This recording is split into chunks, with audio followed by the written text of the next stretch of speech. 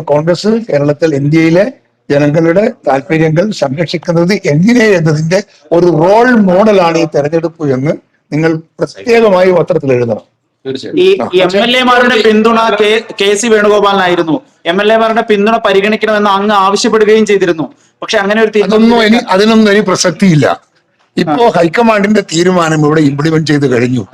ഞാൻ നിങ്ങളോട് ചോദിക്കുമ്പോഴെല്ലാം ചോദിക്കാറുണ്ട്, ഇതിന്റെ തീരുമാനം, ഫൈനൽ തീരുമാനം ഹൈക്കമാൻഡാണ്. ഹൈക്കമാൻഡിന്റെ തീരുമാനമാണ് അവസാനത്തെ തീരുമാനം. ആ തീരുമാനത്തിന്റെ പുറത്ത് ആ തീരുമാനം വന്നു. ആ തീരുമാനം ഞങ്ങൾ എല്ലാവരും രണ്ട് കൈമുട്ടി നമ്മൾ അംഗീകരിച്ചു. അതിനനുസരിച്ച് ഞങ്ങൾ കൃത്യമായി പാർട്ടിയല്ലേ, നമ്മളൊരു പാർട്ടിയല്ലേ, പാർട്ടിന്റെ അകത്ത് പാർട്ടിയുടെ ഹൈക്കമാൻഡ് ഒരു തീരുമാനം എടുത്താൽ അത് അംഗീകരിക്കുന്നില്ലെങ്കിൽ ആ പാർട്ടിക്കകത്ത് നിൽക്കാൻ നമുക്ക് യോഗ്യതയുണ്ടോ?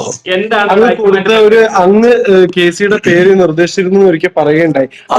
അതിന് പകരം ബി ഡി വരുന്നതുകൊണ്ട് യാതൊരു എല്ലാവരും എല്ലാവരും ഒരുപോലെയല്ലേ?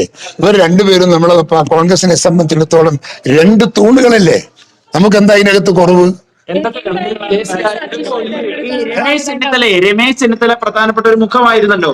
രമേശ് ചെന്നിത്തല പരിഗണിക്കാത്തതിൽ പരിഭവിച്ചുകൊണ്ട് പാർലമെന്ററി പാർട്ടി യോഗത്തിൽ, നിയമസഭാ കക്ഷി യോഗത്തിൽ പങ്കെടുക്കുന്നില്ല എന്നറിയിച്ചിരിക്കുകയാണ്. എനിക്കതിനെ കുറിച്ച് അറിവില്ല. രമേശ് ചെന്നിത്തല മാറി നിൽക്കും എന്നുള്ള വിശ്വാസം എനിക്കില്ല. അദ്ദേഹത്തിന്റെ രാഷ്ട്രീയ പാരമ്പര്യം ഇന്റർനാഷണൽ കോൺഗ്രസിന് ഒരുപാട് നമ്മൾ ഉപയോഗപ്പെടുത്തിയതാണ്. അത് നാളെയും നമുക്ക് ലഭിക്കണമെന്നാണ് ഞങ്ങളെയൊക്കെ ആഗ്രഹം. നമ്മളൊക്കെ ഉണ്ടല്ലോ കോൺഗ്രസിനകത്ത്, നമ്മളൊക്കെ ഇല്ലേ? നമ്മളെ ബന്ധുക്കൾ മുമ്പകളാക്കിയോ? ഒന്നും ആക്കിയിട്ടില്ലല്ലോ.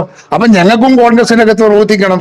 ആ പ്രവർത്തനത്തിനുള്ള സ്വാതന്ത്ര്യം നമുക്ക് കിട്ടും. അത് കിട്ടിയാൽ നമ്മളത് ഉപയോഗിക്കും. ഈ അങ്ങ് ഒരുപാട് അനുഭവ പരിചയമുള്ള ഒരു നേതാവാണ് അങ്ങ് കെ സുധാകരൻ. ആ സപ്പോർട്ടും പിന്തുണയും എല്ലാം പുതിയ മുഖ്യമന്ത്രിക്ക് പൂർണ്ണമായും 100% പാർട്ടിയുടെ ഏത് തീരുമാനത്തിന്റെയും പിറകിൽ ശക്തനായ ഒരു വക്താവായി ഞാനുണ്ടാകും.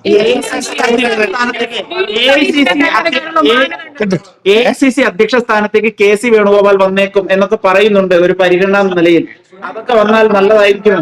എനിക്ക് അതിനെ കുറിച്ചിട്ട് ഞാൻ അറിഞ്ഞിട്ടില്ല. പക്ഷേ യോജിച്ചുകൊണ്ടുള്ള ഏത് തീരുമാനവും പാർട്ടിക്ക് നല്ലതാണ്. ലീഗിന്റെ എന്നൊരു വിമർശനമാണ്. അത് ശരിയായ നടപടിയാണോ? അതിലൊന്നും പറഞ്ഞ് ശരിയില്ല. ലീഗിന് സ്വാതന്ത്ര്യമില്ലേ പറയാൻ? ലീഗിന് സ്വാതന്ത്ര്യം ഒരു സമ്മർദ്ദം ഉണ്ടാക്കിയിട്ടില്ല. എന്താ സമ്മർദ്ദം ഉണ്ടാക്കിയത്? അവരെ അഭിപ്രായം പറഞ്ഞു. ആ അഭിപ്രായം നമ്മൾ ഇംപ്ലിമെന്റ് ചെയ്തു. ശരിയാണ്. അവർ ഘടകകക്ഷിന്റെ തീരുമാനമല്ലേ.